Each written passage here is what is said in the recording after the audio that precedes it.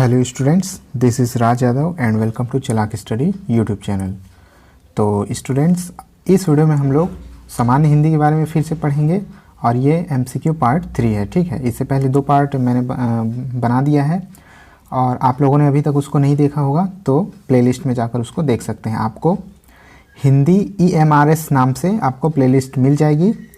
याद रखिए, प्लेलिस्ट का नाम है हिंदी EMRS, उस नाम से आपको प्लेलिस्ट मिल जाएगी। उसमें जितने भी हिंदी से रिलेटेड जितने भी वीडियोस हैं वो आपको वहाँ पर मिल जाएंगे। तो ये MCQ का पार्ट 3 है सामान्य हिंदी का, जो अभी वैकेंसीज आई हुई हैं उसके लिए, और इसके साथ साथ ये हर तरह के टीचिंग एग्ज़ाम्स के लिए कारगर साबित होंगे।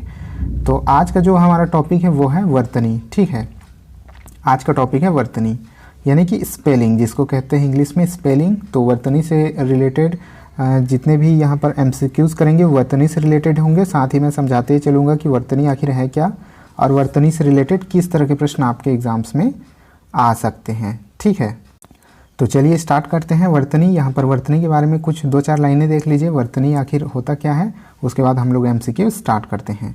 तो वर्तनी जो है उसके बारे में यहाँ पर दिया हुआ है कि वर्तनी क्या होता है।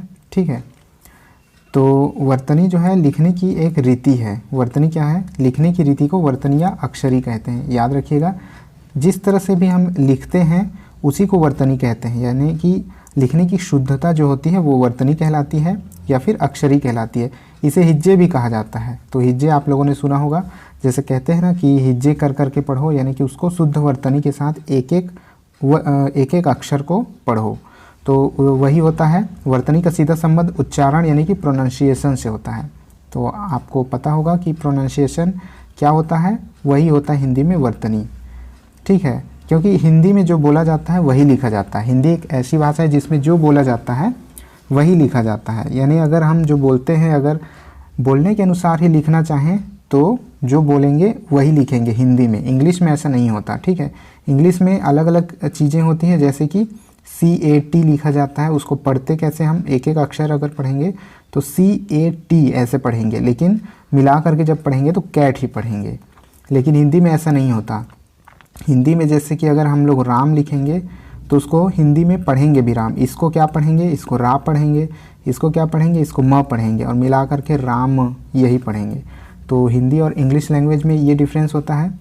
यदि उच्चारण अशुद्ध हो तो वर्तनी भी अशुद्ध होगी। यानी कि उच्चारण अगर अशुद्ध करेंगे हम लोग, जैसे कि हम लोग को राम लिखने के लिए बोला जाता है। ठीक है, अगर हम लोग उसको, कोई व्यक्ति अगर उसको रामा बोलता है, राम को अगर रामा बोलता है, अगर वो रामा लिखना भी चाहे ऐसा, तो रामा वो ऐसे लिखेगा, तो ये अशुद्ध हो गया ना। ये सही होगा और ये रॉन्ग होगा। तो यही होता है लिखने की अशुद्धि, वर्तनी की अशुद्धि।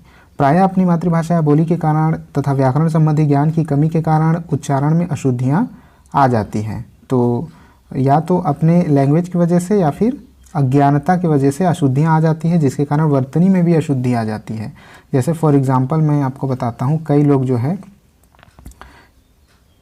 इस शब्द को, ठीक है, ये जो है विद्यालय, इस शब्द को कई लोग विद्यालय पढ़ते हैं। मैंने कई बार सुना है, यूट्यूब पर भी मैंने कई बार सुना है, कई सारे टीचर्स भी इसको विद्यालय विद्यालय विद्यालय ऐसे करके उसका उच्चारण करते हैं, लेकिन जो कि गलत है। अगर विद्यालय हम लिखना चाहें तो विद्यालय हम कैसे लिखेंगे? विद्यालय तो ऐसा होता है। ठीक है, ये धनुष का जो है ऐसा लिखा जाता है, तो ये होता है विद्यालय, जो कि वर्तनी के हिसाब से गलत है। जब शुद्ध हिंदी की नज़रिए से उसको देखा जाता है तो उसको गलत माना जाता है। तो विद्यालय नहीं होता है, वो विद्यालय होता है। ठीक है, तो चलिए हमारा MCQs यहाँ पर स्टार्ट कर लेते हैं। ठीक है, सबसे पहला क्वेश्चन यहाँ पर है क्वेश्चन नंबर 21। इससे पहले हम लोगों ने 20 क्वेश्चन किया हुआ है, तो आप लोग पहले के वीडियोस को चेक कर सकते हैं। तो क्वेश्चन नंबर 21 है शुद्ध वर्तनी का चयन कीजिए। यहाँ पर जितने भी प्रकार से प्रश्न आते हैं वर्तनी से रिलेटेड, उन सभी के प्रश्न मैं यहाँ पर बताने वाला हूँ कि किस तरह के प्रश्न आपके सामने आ जाते हैं। तो वर्तनी से रिलेटेड इन चारों में से आपको शुद्ध वर्तनी छांटनी है, अशुद्ध। ठीक है, शुद्ध इनमें से 3 जो है अशुद्ध होंगे और 1 जो है शुद्ध होगा। तो इस तरह का प्रश्न आता है। ऑप्शन नंबर ए है कृपा, ऑप्शन नंबर बी है कृपा, ऑप्शन नंबर सी है कृपा और ऑप्शन नंबर डी है कृपा। तो ये देखने में चारों लगभग एक जैसे प्रतीत होते हैं, लेकिन इनमें से 3 गलत हैं। ठीक है, 3 गलत है और 1 सही है। तो आप लोग को बताना है कि सही कौन सा है। तो इस तरह का प्रश्न एक प्रश्न जरूर आता है परीक्षा में, ठीक है। तो यहाँ पे जो राइट आंसर होगा वो हो जाएगा आपका ऑप्शन नंबर डी, कृपा। आगे बढ़ जाते हैं।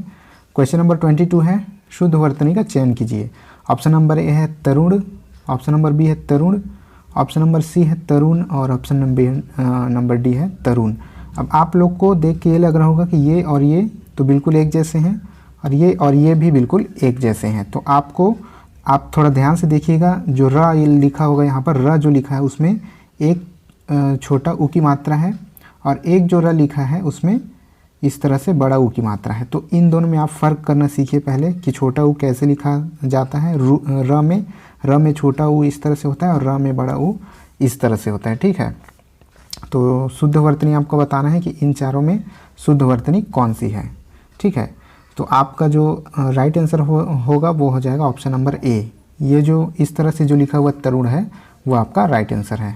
आगे बढ़ जाते हैं। क्वेश्चन नंबर 3, अशुद्ध वर्तनी वाला शब्द है। अब इसमें क्या करना है, इसमें अशुद्ध वर्तनी पहचानना है कि अशुद्ध कौन सा है। मतलब कि इसमें से 3 जो हैं वो शुद्ध होंगे और एक जो होगा, ठीक है, एक जो होगा वो अशुद्ध होगा। तो आपको अशुद्ध पहचानना है।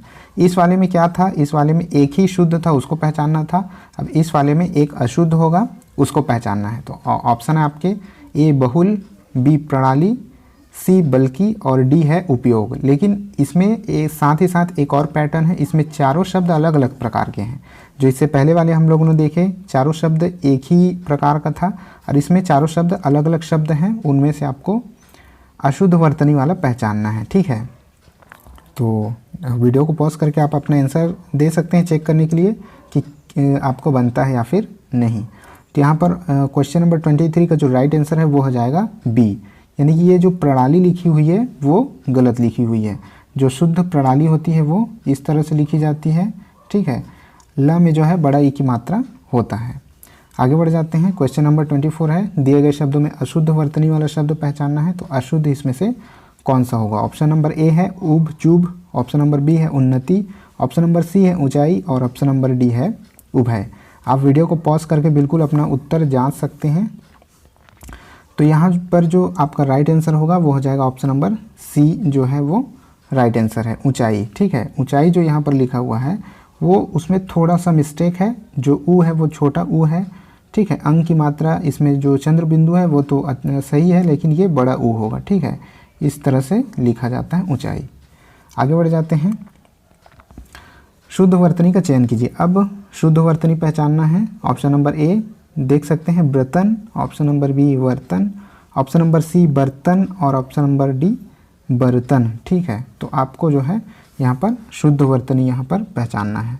क्वेश्चन नंबर जो 24 है उसका राइट आंसर हो जाएगा ऑप्शन नंबर डी बर्तन, ठीक है। ऑप्शन नंबर डी बर्तन इसका राइट आंसर है। नेक्स्ट क्वेश्चन है क्वेश्चन नंबर 26 जो है, आजकल आयुर्वेदिक औषधियों की विश्वसनीयता बढ़ रही है। एक वाक्य दिया हुआ है। अब इसमें जो आयुर्वेदिक शब्द है, ठीक है, उसका सही उच्चारण यानी कि सही वर्तनी हम लोग को इन चारों ऑप्शन में से देखना है। तो ये जो ऑप्शन है आपके, वीडियो को पॉज करके आप अपना उत्तर बता सकते हैं। इसमें जो है आयुर्वेदिक लिखा है वह में एक ही मात्रा है आयुर्वेदिक। ये है आयुर्वेदिक, ये है आयुर्वैदिक और ये है आयुर्वेदिक। इसमें द में बड़ा ई की मात्रा है। इस तरह से ही ऑप्शन दिए जाते हैं परीक्षा में। बिल्कुल ज़रा से अंतर होते हैं और आपको उनमें से सही उत्तर पहचानना होता है। तो 26 जो है क्वेश्चन नंबर 26 उसका राइट आंसर जो है आपका हो जाएगा ऑप्शन नंबर बी आयुर्वेदिक, ठीक है।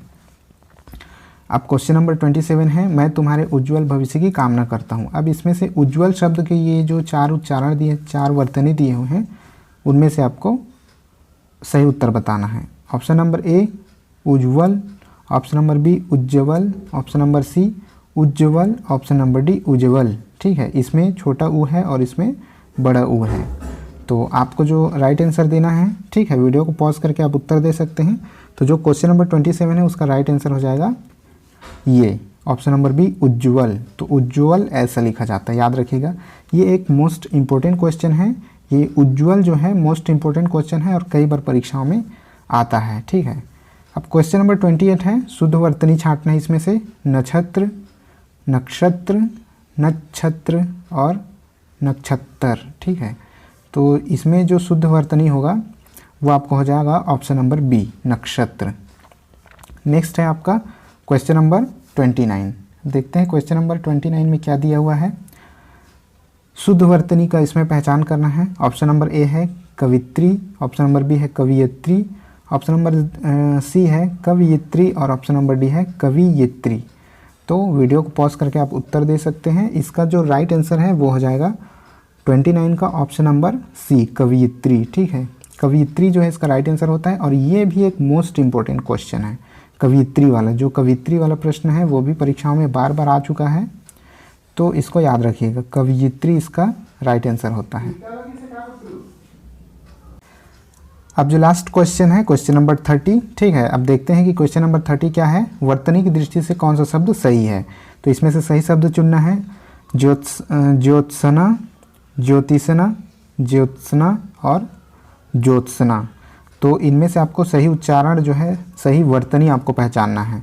तो इसका जो राइट आंसर होगा वो हो जाएगा ऑप्शन नंबर सी, ज्योत्सना। देख लीजिएगा, ज्योत्सना इस तरह से लिखा जाता है।